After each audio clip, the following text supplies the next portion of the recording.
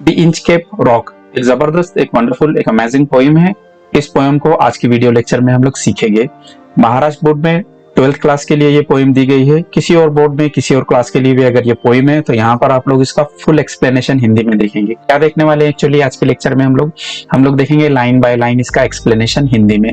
इस तरह से इस पोएम में जो कहानी है उसे पोइट ने हमारे सामने रखा है। यहाँ पर हम लोग जिस्ट देखेंगे। जिस्ट यानी एक तरह से समरी कह लीजिए, सेंट्रल आइडिया इस पोएम का क्या है। हम लोग यहाँ पर क्वेश्चंस और आंसर्स देखेंगे। काफी सारी वीडियोस ऐसी हैं इंटरनेट पर जो इस पोएम को एक्सप्लेन करती है, बट यहाँ पर हम लोग क्या करेंगे, हम लोग स्टेंजा बाय स्टेंजा इस पोएम को पढ़ेंगे और स्टेंजा बाय स्टेंजा इसके क्वेश्चंस एंड आंसर्स देखेंगे। हम लोग एग्जाम्स में पूछे जा सकते हैं और ये पोएम आप लोग उन क्वेश्चंस और आंसर्स की वजह से काफी अच्छे से समझ पाएंगे। हम लोग देखेंगे क्या पोएटिक डिवाइसेस, क्या लिटरेरी डिवाइसेस इस पोएम में यूज हुई हैं। ओके, जैसे फिगर्स ऑफ स्पीच इसमें क्या है या फिर लिखने का स्टाइल वगैरह कैसा है। हम लोग यहाँ पर डिफिकल्ट वर्ड्स और उनके मीनिंग्स देखेंगे। इस पोएम से रिलेटेड कुछ ऐसे खास वर्ड्स हैं जो आप लोगों को सीखना जरूरी है। अगर आप लोगों को वर्ड्स नहीं आते हैं तो थोड़ी दिक्कत हो सकती है पोएम को सीखने में। उन वर्ड्स की लिस्ट मैं आप लोगों को दे दूंगा।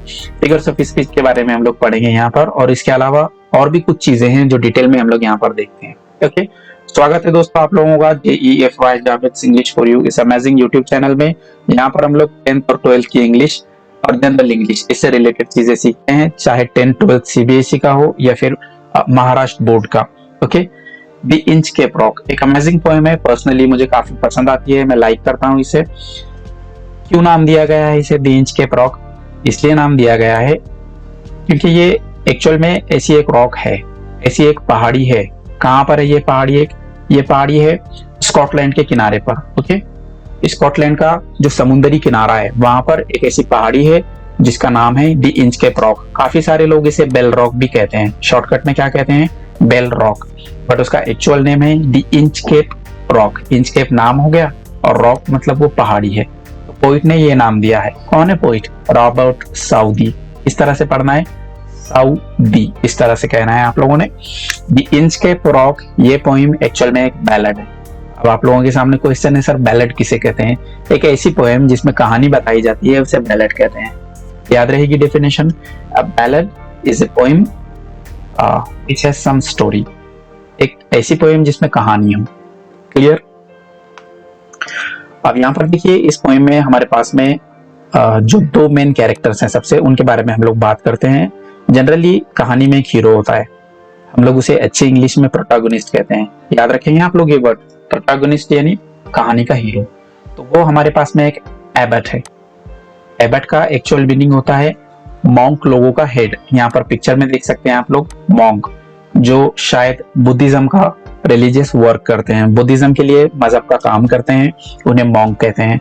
और ये जहां पर रहते हैं उस जगह को ABBEY एबी कहते हैं। और उसका जो हेड होता है, जैसे एक स्कूल का हेड होता है HM या कॉलेज का होता है प्रिंसिपल, तो एबी का जो हेड होता है उसे हम लोग एबॉट कहते हैं। तो हमारी कहानी में एक हीरो है।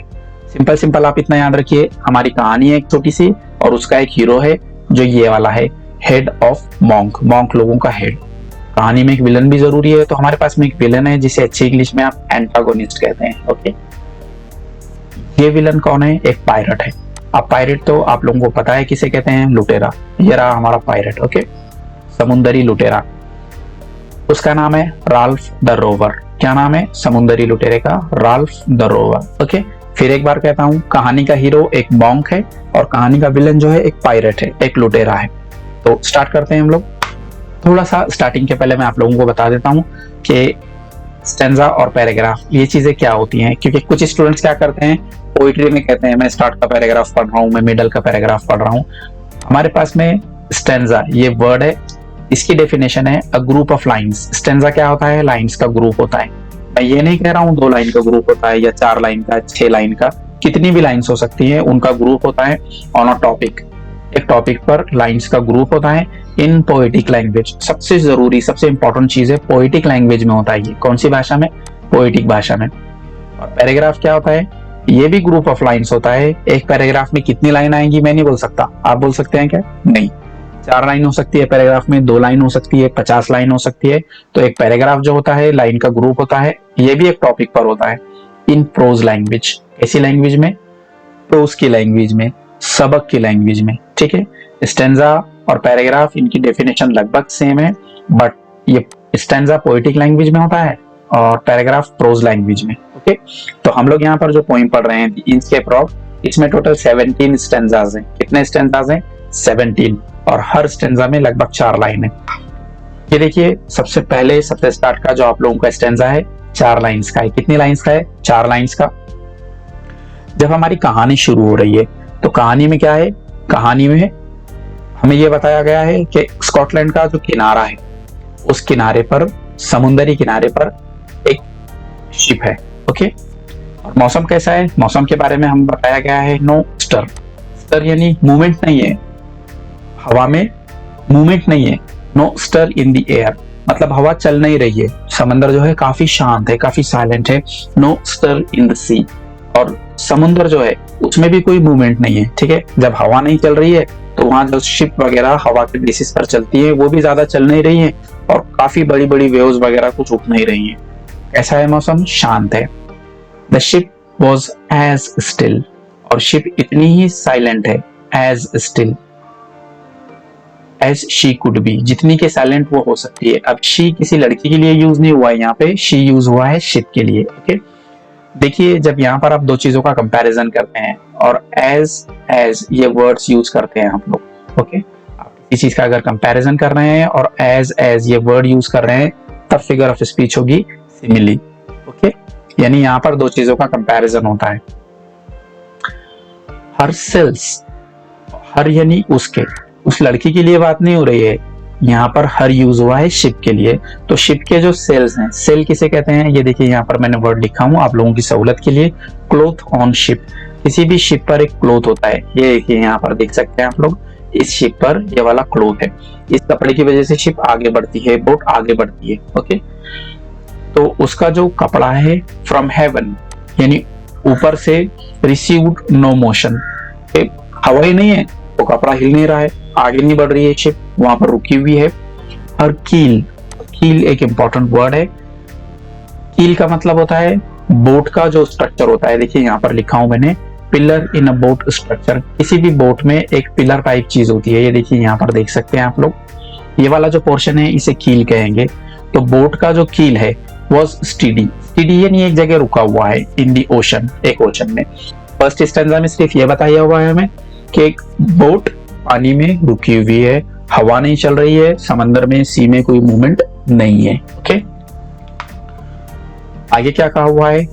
विदाउट ईदर साइन, कि किसी भी तरह का कोई निशान नहीं है, साइन यानी कोई निशान नहीं है, और साउंड, और ना तो कोई आवाज है, ऑफ देयर शॉक, किसी चीज के हलने चलने की कहीं कोई आवाज नहीं है, काफी शांत मौसम है। पोइट हमें क्या बता रहे हैं? ये देखिए ये चीजें आगे काम में आने वाली है। पोएम की स्टार्ट कैसे हुई है? हर चीज ओके है, हर चीज फाइन है, मौसम अच्छा है, बड़ी बड़ी लहरें नहीं उठ रही हैं, ओके, बहुत ज्यादा हवा नहीं चल रही है। द वेव्स फ्लोट, FLOWED, ऐसे नहीं लिखा है यहाँ पर, ओके। यहाँ पर क्या लिखा है? FLOW, यहाँ पर देख सकते हैं आप लोग एपोस्ट्रोफी है। सर जी ऐसे क्यों लिखा है आप लोग पूछें, तो ये आर्केइक इंग्लिश है, पुराने जमाने की इंग्लिश है। ये पोएम पब्लिश हुई थी 1802 में, ठीक है। 200 साल से ऊपर हो चुके हैं, तो लैंग्वेज काफी चेंज हो गई है। उस जमाने में, उस टाइम में जो इंग्लिश हुआ करती थी वो कैसी हुआ करती थी? ये वाली ऐसी हुआ करती थी। आजकल हम लोग FLOWED कहते हैं।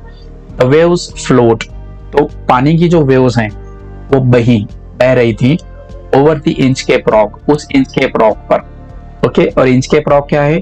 स्कॉटलैंड का जो समुद्री किनारा है, वहां पर पत्थर की एक चट्टान है बहुत बड़ी, वहां पर पानी की लहरें उस चट्टान पर आ रही थी।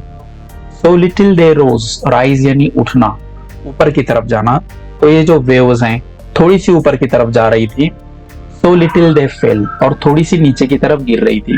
देखिए यहाँ पर सो लिटिल स्टार्ट में भी है और सो लिटिल इधर भी है। जब कोई वर्ड्स बार बार किसी पोएम में, किसी लेसन में रिपीट होते हैं तो फिगर ऑफ स्पीच को आप रिपीटिशन क्या कहते हैं? रिपीटिशन कहते हैं, याद रहेगा। Repetition is a figure of speech in which words और phrases are repeated again and again. They did not move, they यानी यहाँ पर वेव्स के लिए है, जो वेव्स उठ रही थी, तो they did not move the Inchcape bell, वो इंचकैप बेल को हिला नहीं पा रही थी, ओके। सेकंड स्टैंजा में क्या बताया गया है हमें? के जो वेव्स वहां पर इंचकैप रॉक पर उठ रही थी, थोड़ी बहुत ज्यादा नहीं थी, वो वहीं उठ रही थी और वहीं बैठ जा रही थी। थर्ड स्टैंजा पर आते हैं हम लोग, द एबट। एबट का मतलब मैं आप लोगों को ऑलरेडी बता चुका हूँ। जो मॉन्क होते हैं, बुद्धिज्म का काम करने वाले जो मॉन्क होते हैं, उनका जो हेड होता है उसे एबट कहते हैं। ऐसी एक एबट है, हमारी कहानी का हीरो है। कहाँ के एबट हैं? एबरब्रोथोक, इस जगह के जो एबट हैं, उन्होंने क्या किया, ही प्लेस्ड, तो फिर उन्होंने लगा दिए दैट बेल, एक घंटी लगाया उन्होंने। यहाँ पर आप लोग देख सकते हैं एक घंटी लगाई हुई, ओके, एक बेल लगाई हुई है ऑन द इंचकैप रॉक। ये वाली जो रॉक है इस पर उन्होंने एक बेल लगाए हैं। थोड़ा सा यहाँ पर मैं आप लोगों को बता दूं क्यों लगाए उन्होंने यहाँ पे बेल, घंटी क्यों लगाए। क्योंकि अगर समुद्र में कभी फॉग है, बहुत ज्यादा वहां पर धुंध है, कोहरा है, और शिप अगर किनारे की तरफ आ रही है तो इस रॉक को देख नहीं पाएंगी और रॉक से टकराकर डूब जाएंगी।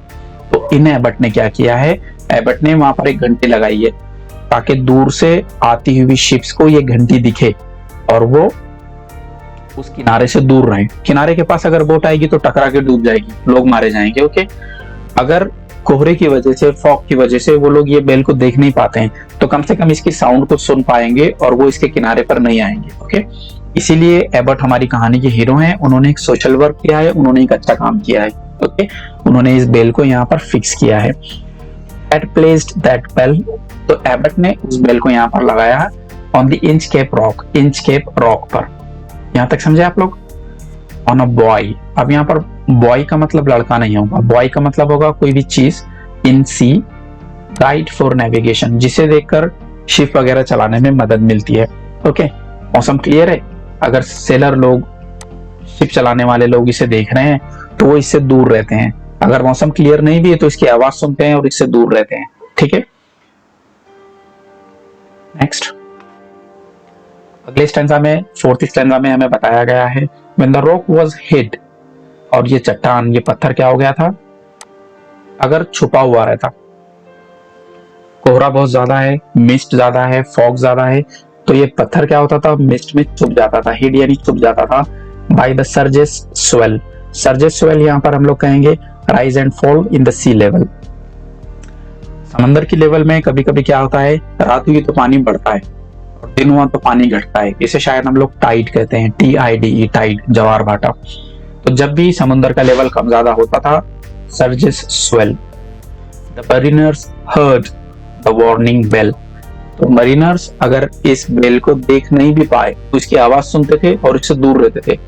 ओके, आप एक शिप चला रहे हैं, फॉग है, आप उस किनारे को देख नहीं पाए, आपकी बोट किनारे से टकराकर टूट सकती है, बट आप लोगों ने उस साउंड को सुना, उस बेल की आवाज को सुना, तो आप क्या कहेंगे, अरे यार उधर नहीं जाना है, रोक दो boat. Okay, and then they knew, और फिर सेलर लोग, जहाज चलाने वाले लोग, बोट वाले लोग समझ लेते थे कि यहाँ पर किनारा है। क्या है यहाँ पर?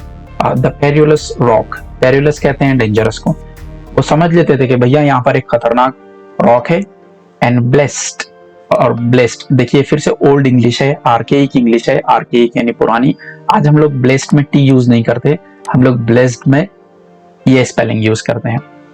तो फिर वो समुद्र के लोग दुआ देते थे एबट को कि यार एबट ऑफ एबरब्रोथोक जो है उन्होंने काफी अच्छा एक काम किए, काफी बढ़िया काम किए।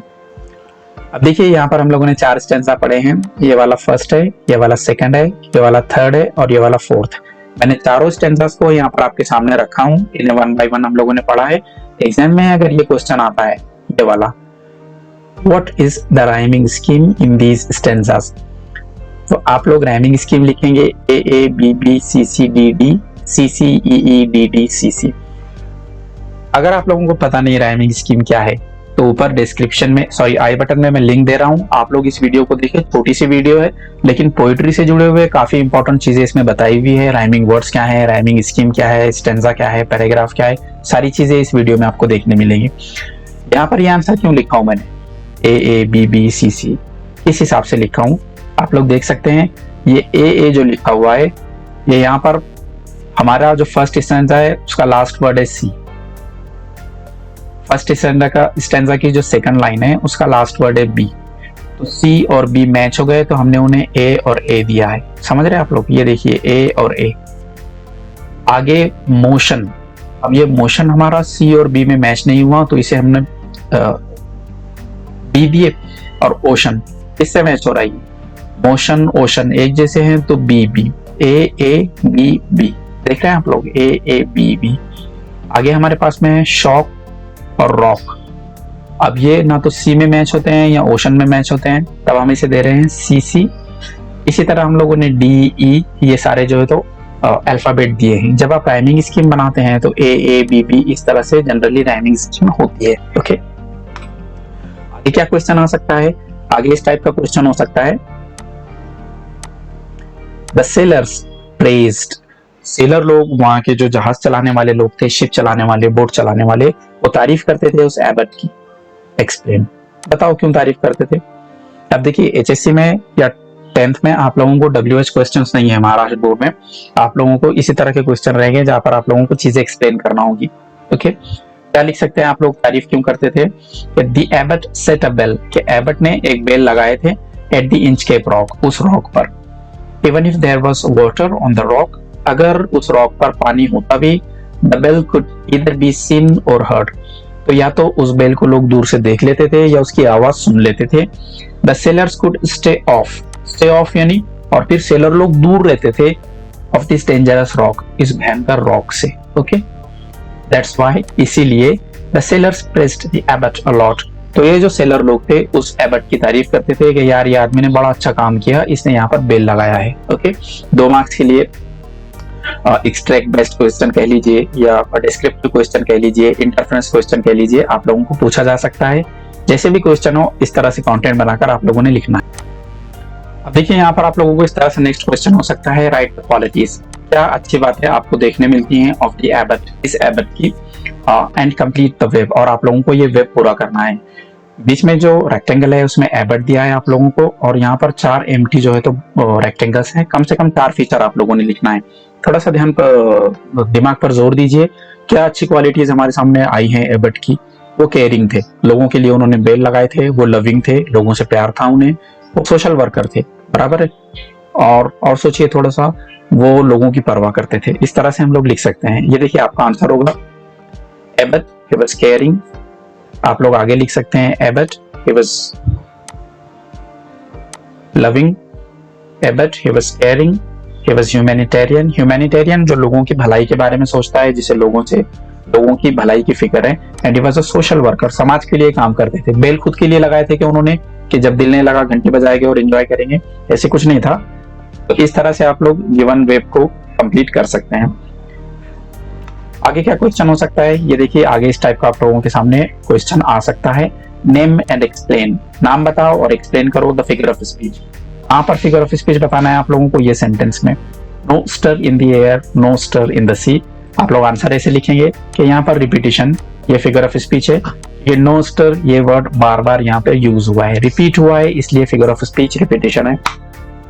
आगे आप लोगों के सामने फिर एक क्वेश्चन आ सकता है। क्वेश्चन आंसर ध्यान से देखिए, पोएम को समझना ये भी इंपॉर्टेंट है, और उसे सामने वाले को समझा पाना, एग्जाम में लिख पाना, ये भी काफी इंपॉर्टेंट है। काफी सारे मेरे स्टूडेंट्स ऐसे हैं जो पोएम को समझ तो लेते हैं, बट जब लिखने की बारी आती है तो वो काफी अच्छे से एक्सप्लेन नहीं कर पाते हैं, समझा नहीं पाते हैं। समझाना भी एक्सप्लेन है। Okay, input is equally important as output.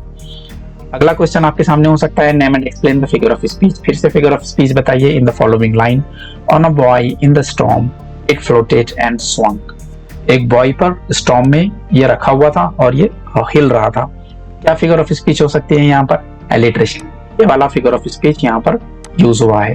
ओ, ये साउंड यहाँ पे बार बार रिपीट हुआ है। ये देखिए, on a buoy in the storm it floated. Okay, figure of speech ओ है।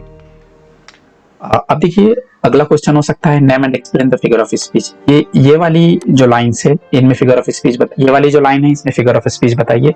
The ship was as still as she could B.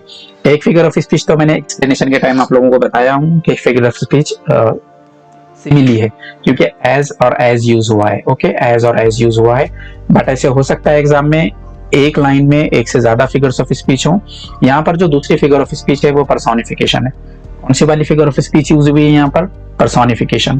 क्यों पर्सोनिफिकेशन? क्योंकि शिप इसे शी कहा गया है। ओके, शिप इसे शी कहा गया है, इसलिए फिगर ऑफ स्पीच पर्सोनिफिकेशन है। अगला क्या क्वेश्चन आ सकता है आप लोगों को एग्जाम में? ये देखिए क्वेश्चन हो सकता है मेंशन वन इंसिडेंट, कोई एक बात, कोई एक वाकया, कोई एक ऐसा मैटर बताइए व्हेन यू हेल्प्ड समवन, जब आप लोगों ने किसी की मदद की है। ये एक पर्सनल रिस्पॉन्स टाइप क्वेश्चन है, ओके। और पर्सनल रिस्पॉन्स टाइप का क्वेश्चन का मतलब ये होता है कि आपसे आपकी ओपिनियन पूछी गई है, आपसे आपकी राय पूछी गई है। यहाँ पर आपको कोई ऐसे टाइम के बारे में बताना है जब आपने किसी की हेल्प किए थे। इमेजिनरी भी लिख सकते हैं आप लोग अगर आपने किसी की हेल्प नहीं की है कभी तो। ये देखिए इस तरह से आंसर लिखेंगे आप लोग। Once my friend was in the hospital, एक बार की बात है मेरा फ्रेंड हॉस्पिटल में था, and he needed blood urgently, और उसे ब्लड की जरूरत थी। By chance, इत्तेफाक से, by chance यानी इत्तेफाक से ऐसा हुआ, the hospital didn't have the required blood group, hospital के पास उसका ब्लड ग्रुप नहीं था जिसकी मेरे फ्रेंड को जरूरत थी, वो blood group. I helped him, मैंने उसकी मदद की, by donating blood, कैसे मदद की मैंने उसकी, मैंने ब्लड डोनेट किया। And I am quite happy about that, और मुझे काफी खुशी है इस बारे में, काफी मुझे अच्छा लगा है कि मैं मेरे दोस्त की, मेरे फ्रेंड की यहाँ पर हेल्प कर पाया हूँ, ओके। इस तरह से आप लोग आंसर लिख सकते हैं, ओके। नेक्स्ट स्टैंजा स्टार्ट करते हैं हम लोग। The sun in heaven, heaven यानी ऊपर आसमान में। सन कैसे था, was shining gay, GAY gay, gay का मीनिंग होता है बहुत ज्यादा हैप्पी। सन हैप्पी था यानी अच्छे से चमक रहा था, okay. All things were joyful, सारी चीजें कैसी थी, काफी खुश थी। ऑन दैट डे, उस दिन की बात है, सारी चीजें खुश थी, हैप्पी थी। द सी बर्ड्स स्क्रीम्ड, अब ये देखिए स्क्रीम्ड का जो स्पेलिंग है यहाँ पर एम के बाद ये होना चाहिए था, लेकिन ये ओल्ड इंग्लिश है इसलिए एपोस्ट्रोफी से काम चलाया गया है। यहाँ पर आप लोग देख सकते हैं कि एपोस्ट्रोफी है। The sea birds screamed as they wheeled round, wheeled round यानी वो गोल गोल घूम रहे थे। ये वाली जो पिक्चर है ये सी बर्ड्स की है, ओके, और वो आसमान में गोल घूम रहे थे, ओके, सर्कल बना रहे थे। And there was joyance in the air, और ऐसा लग रहा था कि एयर में भी एक तरह की joyance है, हैप्पीनेस है, खुशी है, मौसम भी काफी अच्छा था। आगे buoy of the Inchcape, तो वो जो बॉय था, बॉय का मतलब होगा कोई तैरती हुई चीज जो पानी के ऊपर रखी जाती है और जिससे नेविगेशन में, शिप चलाने में मदद मिलती है, एक तरह का गाइड होती है। वो क्या होती है, गाइड। ये समुद्र के किनारे पर होती है जनरली। तो द इंच केप बेल, और वो जो इंच केप बेल थी was seen, वो दिखाई दे रही थी दूर से। A darker speck, नीला समुंदर है दूर तक और सिर्फ वो इंचकेप बेल दिख रही है। तो कैसा लग रहा था, वो स्पेक लग रहा था। स्पेक का मतलब ये देखिए धब्बे जैसा लग रहा था, पूरे नीले समुंदर में दूर से वो एक धब्बे जैसा दिख रहा था। On the ocean green, sorry ocean कैसा लग रहा था, ग्रीन लग रहा था। सर राल्फ द रोवर, अब एंट्री होती है हमारी कहानी के विलेन की, ओके।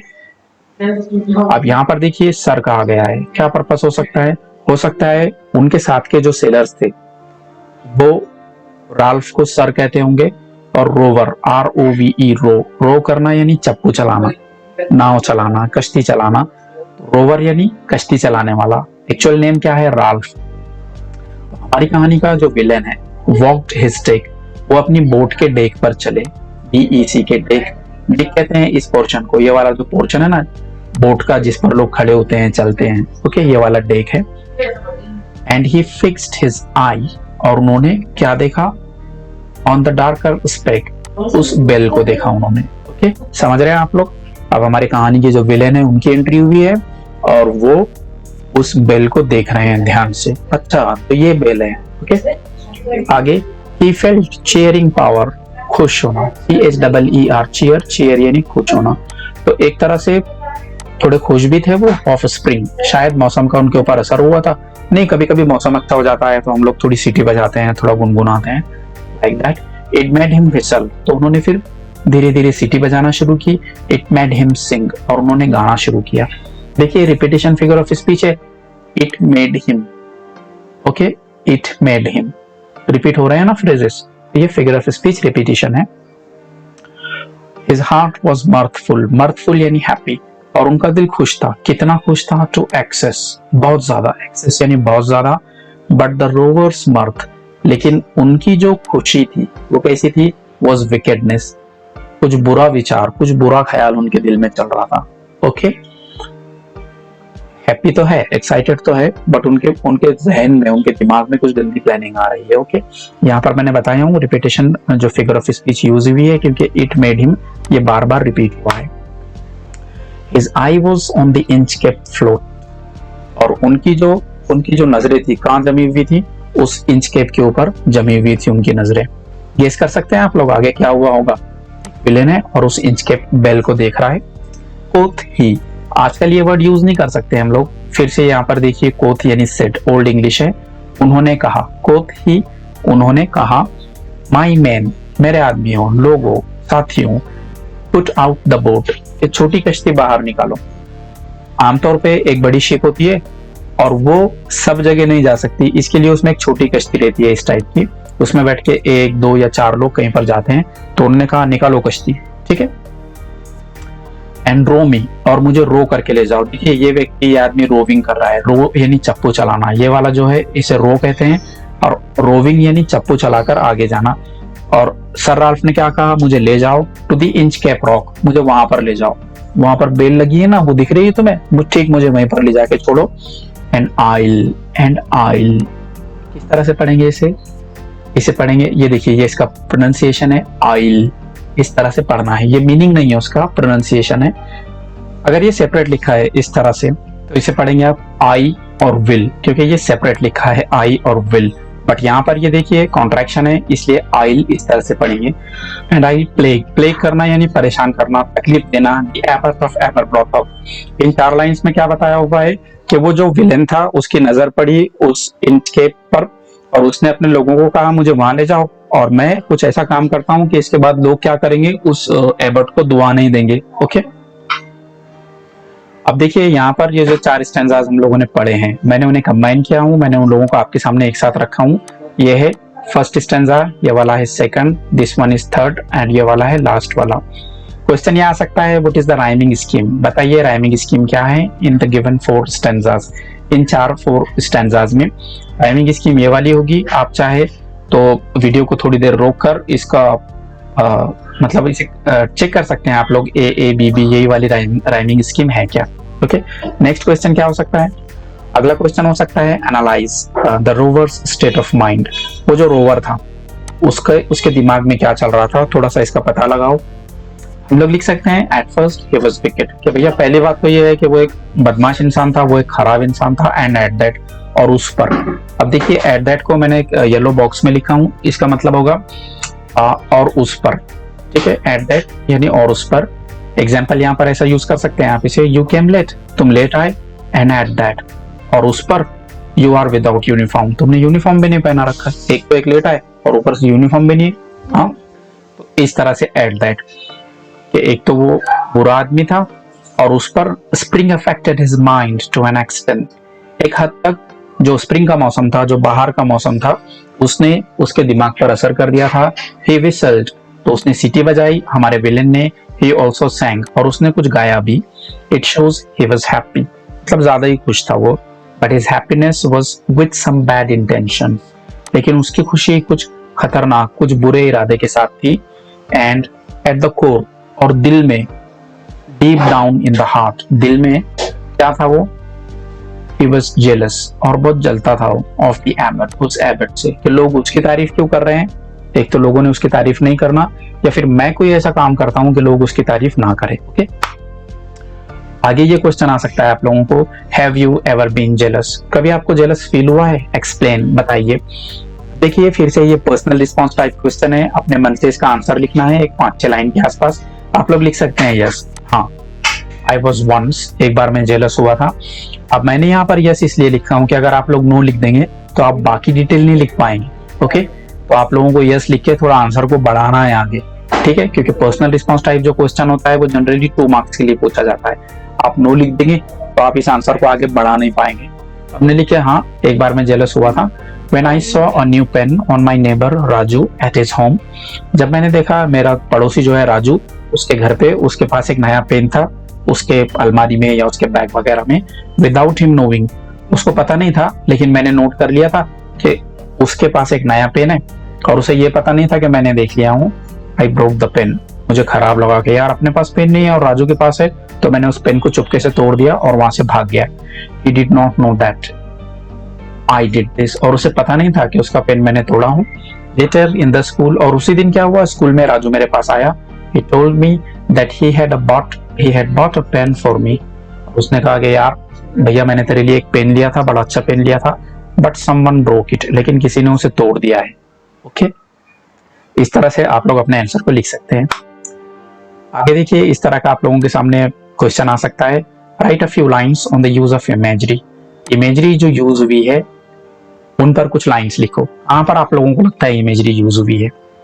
तो हम लोग लिख सकते हैं, beautiful use of imagery has been done here. Imagery का यहाँ पर यूज हुआ है। The sun in heaven was shining gay, काफी अच्छा जो सूरज है वो चमक रहा था। The sea birds wheel round, और सी बर्ड जो है तो गोल गोल घूम रहे थे। ओके, इमेजरी क्या होता है पता है आप लोगों को? इमेज से याद रखना, किसी चीज को पढ़कर उसकी इमेज आपके ध्यान में आती है, आपके जहन में आती है। जैसे the sea birds wheel round, आप सोच सकते हैं आसमान में गोल गोल परिंदे उड़ रहे हैं। ये देखिए एक्सप्लेनेशन दिया हूं मैंने, just by reading a beautiful picture appears right before our eyes. कोई चीज हम पढ़ते हैं और हमारे दिमाग में उसकी इमेज आती है। और कैसे क्वेश्चन आ सकता है दिए गए स्टेंजास पर? क्वेश्चन हो सकता है, compose at least 4 poetic lines, के 4 लाइन आप लोग लिखो। ये क्वेश्चन एग्जाम में 2 मार्क्स के लिए पूछा जाता है। कितने मार्क्स के लिए? 2 मार्क्स के लिए। एग्जामिनर लोग आपको कहते हैं कि 4 लाइन्स लिखो, आपकी अपनी, चुरा कर नहीं लिखना है, नहीं तो ट्विंकल ट्विंकल लिटिल स्टार लिख देंगे, आपकी अपनी लिखना है। ऑफ योर ओन मतलब आपकी अपनी लिखना है। ऑन फ्रेंडशिप लिख सकते हैं आप लोग, जैसे मैंने लिखा हूं, friendship is good, it's fine, sometime I think it's divine. कभी कभी मुझे लगता है ये ऊपर वाले की जो है तो गिफ्ट है, काफी अच्छी चीज है। फाइन और डिवाइन देखिए राइमिंग वर्ड्स हो गए।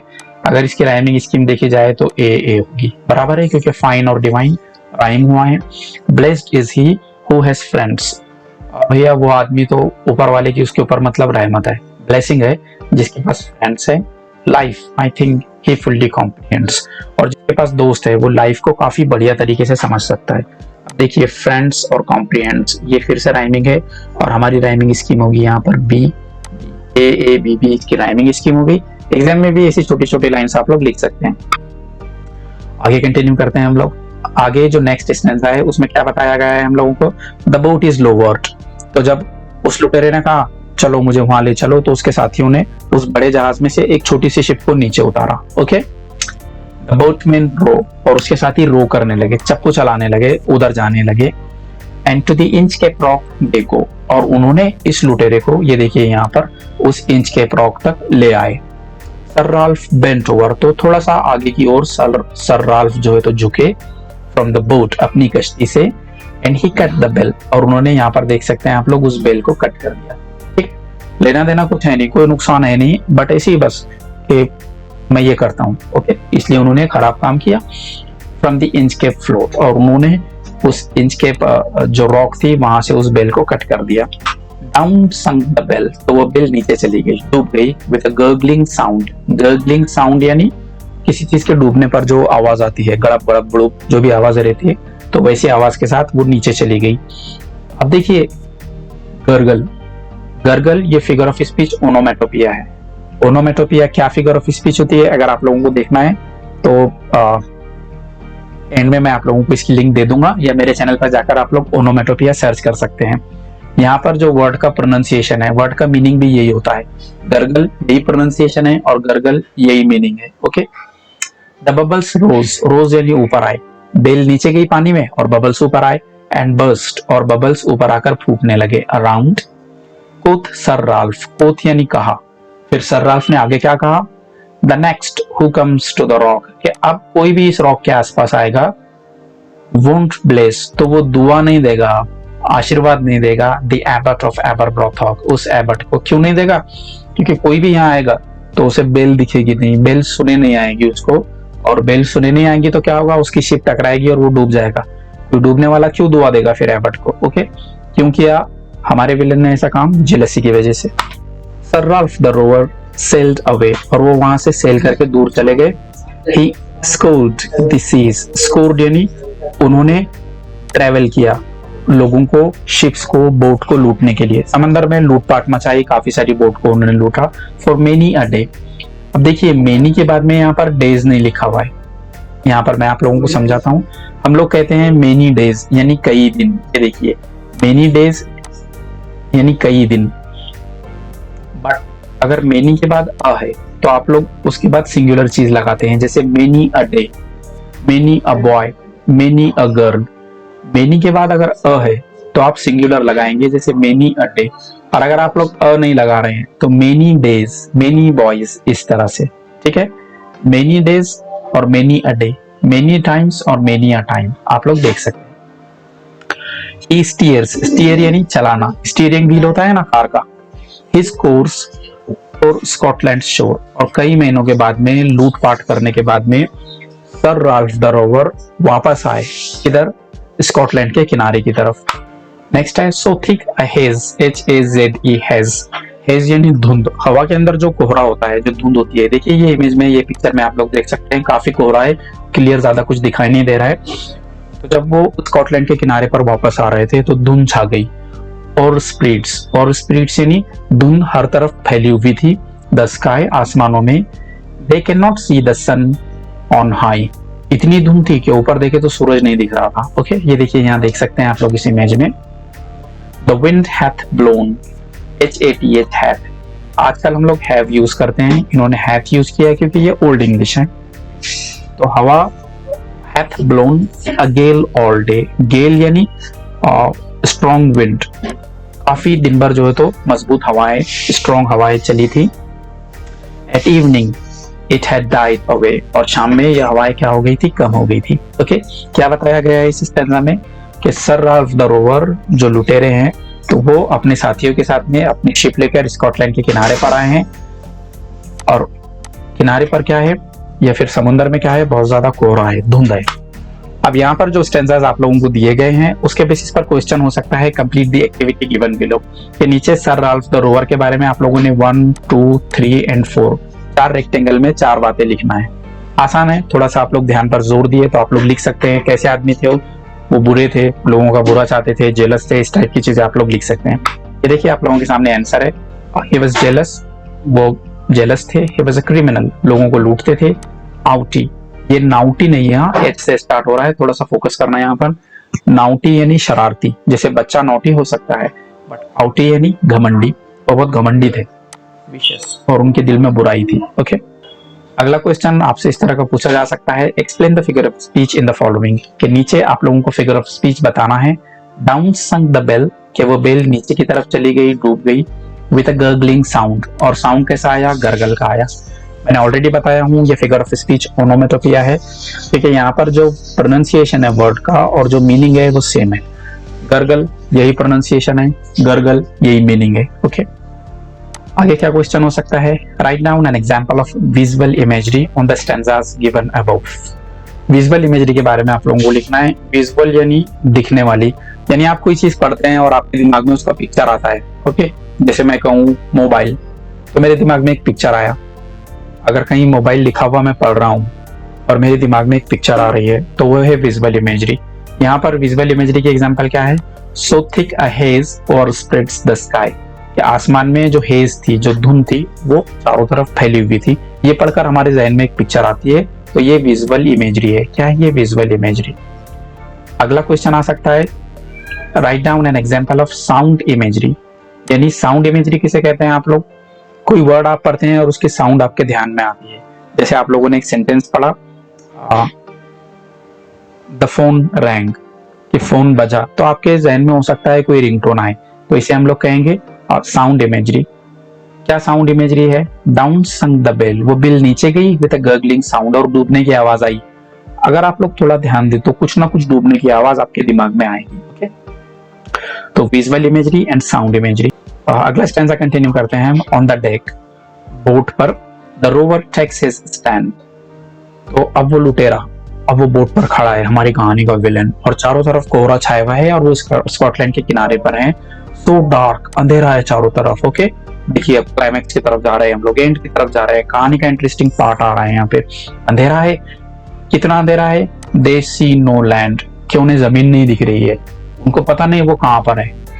ओथ सर राल्फ, तब हमारे लुटेरे जो विलेन है उन्होंने कहा, इट विल बी लाइटर सून, जल्दी ही लाइट यानी रोशनी, लाइटर यानी थोड़ा सा रोशन हो जाएगा, अंधेरा दूर हो जाएगा।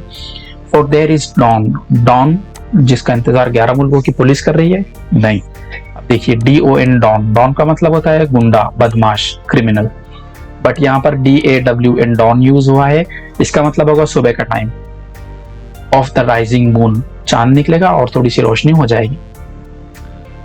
ये देखिए इन 4 लाइंस में ये बात बताई हुई है कि काफी अंधेरा था और सर राल्फ जो विलेन है अपनी बोट के डेक पर खड़े थे, उन्होंने कहा कि थोड़ी देर में रोशनी होने वाली है, ठीक है अब ज्यादा टाइम नहीं। Next stanza, canst hear, canst old English है, फिर से यहाँ पर कैन का मीनिंग लेंगे हम। सुनाई नहीं दे रहा है, सेड वन, उनके किसी एक आदमी ने कहा कि भैया कुछ सुनाई नहीं दे रहा है। द ब्रेकर्स रोअर, अब यहाँ पर ब्रेकर्स जो है उसका मतलब होगा वेव्स। क्या कहा उनके आदमी ने कि तुम क्या कह रहे हो, कुछ सुने नहीं आ रहा है मुझे, क्योंकि यहाँ पर जो वेव्स हैं तो वो कैसी है, रोअर। रोअर कहते हैं शेर के दहाड़ने को, शेर जो आवाज निकालता है उसे रोअरिंग कहते हैं। फिगर ऑफ स्पीच कौन सी हो सकती है, वेव्स हैं और वो रोअरिंग कर रही है। एक नॉन लिविंग ऑब्जेक्ट है और वो क्या कर रहा है, लिविंग ऑब्जेक्ट का काम कर रहा है। ओके, वेव्स नॉन लिविंग है और लिविंग जैसे टाइगर का काम कर रही है, वो लायन का काम कर रही है। तो फिगर ऑफ स्पीच होगी पर्सोनिफिकेशन। कौन सी फिगर ऑफ स्पीच होगी, पर्सोनिफिकेशन में कोई नॉन लिविंग थिंग का काम करती है। नेक्स्ट स्टैंजा देखते हैं हम लोग। दे हियर नो साउंड, और उन्हें कोई आवाज नहीं आ रही थी वहां पर, कहां से आएगी, जो बेल थी वहां पर वो उन्होंने कट कर रखी थी। Okay, the swell is strong, swell कहते हैं इंक्रीज होना, साउंड वगैरह में इंक्रीज होना। दो द विंड हैथ फॉलन, और हवा भी ज्यादा चल नहीं रही थी। दे ड्रिफ्ट अलोंग, ड्रिफ्ट करना यानी मूव करना, और वो लोग आगे बढ़ने लगे। ठीक है, धीरे धीरे आगे बढ़ रहे हैं। वो अंधेरा है, कुछ दिखाई नहीं दे रहा है, कुछ सुनाई नहीं दे रहा है, कोहरा है चारों तरफ। सर राल्फ कह रहे हैं कुछ टाइम में रोशनी होने वाली है, बट उनके लोग कह रहे हैं कि आप क्या बोल रहे हैं, हम वो भी नहीं सुन पा रहे हैं।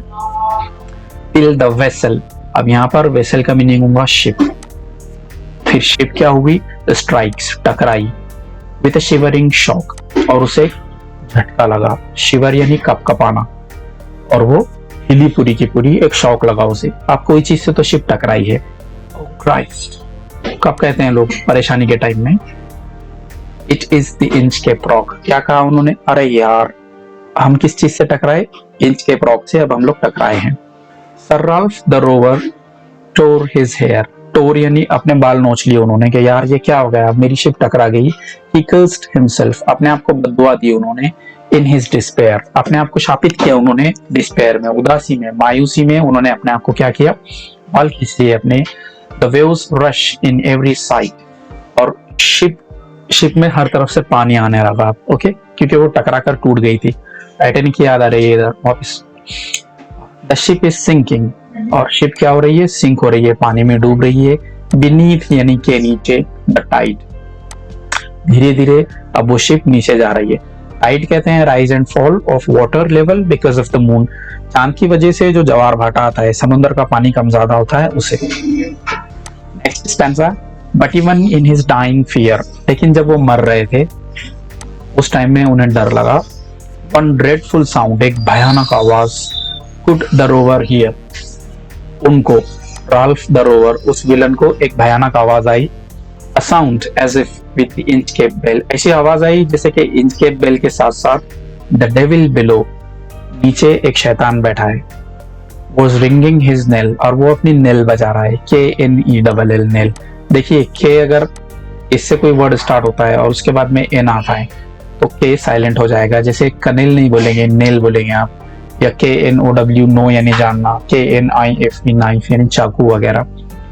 नेल कहते हैं एक ऐसी बेल को जो किसी के मरने पर बजाई जाती है। यहाँ पर फोटो देख सकते हैं आप लोग नेल का।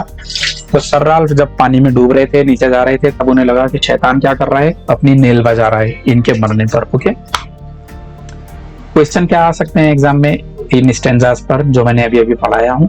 क्वेश्चन हो सकता है, now where we are I can not tell but I wish I could hear the Inchcape bell, do you think there is repentance, क्या आपको लगता है इन लाइन्स में रिपेंटेंस है, पछतावा है। In the sellers voice explain, तो बताओ। हम लोग लिख सकते हैं हाँ भैया, these lines suggest that the seller repented, ये लाइन बताती हैं कि सेलर लोगों ने रिपेंट किया। देयर फॉर्मर डीड, जो पुराना काम उन्होंने किए थे बेल को काटने का, उस पर उन्होंने पछताए। Now as they are lost, अब वो खो गए हैं। दे नीड द बेल, तब उन्हें बेल की जरूरत थी। While cutting the rope, they didn't realize this. जब वो बेल को काट रहे थे तब उन्हें ये नहीं लगा कि इसकी जरूरत हमें पड़ने वाली है। ओके, नेक्स्ट क्वेश्चन ये आ सकता है, देखिए। On the deck the rover takes his stand, name explain the figure of speech. कौन सी फिगर ऑफ स्पीच यहाँ पर यूज हुई है, inversion. Inversion figure of speech में क्या होता है, वर्ड्स सही ऑर्डर में नहीं रहते हैं। Okay, the words are not in their correct order. ये वाले जो वर्ड्स हैं, on the deck, the rover takes his stand, ये वाले वर्ड सही ऑर्डर में नहीं है, तरतीब में नहीं है, सिस्टमैटिक नहीं है, ऐसे होना चाहिए था। The rover takes their stand on the deck, words तो यही है लेकिन सही से जमे हुए नहीं है, तरतीब में नहीं है। आगे क्या क्वेश्चन आ सकता है आप लोगों को? क्वेश्चन हो सकता है, O Christ, name and explain the figure of speech. ये फिगर ऑफ स्पीच एपोस्ट्रोफी है। एपोस्ट्रोफी फिगर ऑफ स्पीच में क्या होता है, किसी ऐसे व्यक्ति से, किसी ऐसे से बात की जाती है जो एब्सेंट है, जो डेड है, या जो काफी हमसे दूर है। तो ओ क्राइस्ट ये फिगर ऑफ स्पीच यहाँ पर एपोस्ट्रोफी होगी। आगे क्या क्वेश्चन आ सकता है आप लोगों को? Give a suitable word for the following phrases. नीचे फ्रेज दिए गए हैं, उनके लिए वर्ड देना है। Helps in steering the ship, ship चलाने में जो चीज काम में आती है उसे व्हील कहते हैं। Okay, the lowest part of the ship, इसे कील कहते हैं। यहाँ साइड में पिक्चर है, आप लोग उसे देख सकते हैं। Floating object that shows direction, कोई तैरती हुई चीज जो हमें डायरेक्शन बता रही है, बॉय कहते हैं उसे। Another name for a ship, ship के लिए दूसरा नाम क्या है? वेसल, ये वर्ड आया था कि वेसल पानी में डूब गई। सिंकिंग, डूबने के लिए हमारे पास में वर्ड आया था गर्गलिंग। तो डियर स्टूडेंट्स, यहाँ पर हम लोगों ने देखा poem, word meanings, figures of speech, literary devices, साथ में उसका पूरा एक्सप्लेनेशन लाइन बाय लाइन, और भी काफी सारी चीजें। चैनल हमारा, उसे सब्सक्राइब करना है, बेल नोटिफिकेशन को दबाना है, और वीडियो लाइक, कमेंट और शेयर करें। मिलते हैं जल्दी नेक्स्ट लेक्चर में, तब तक के लिए बाय बाय।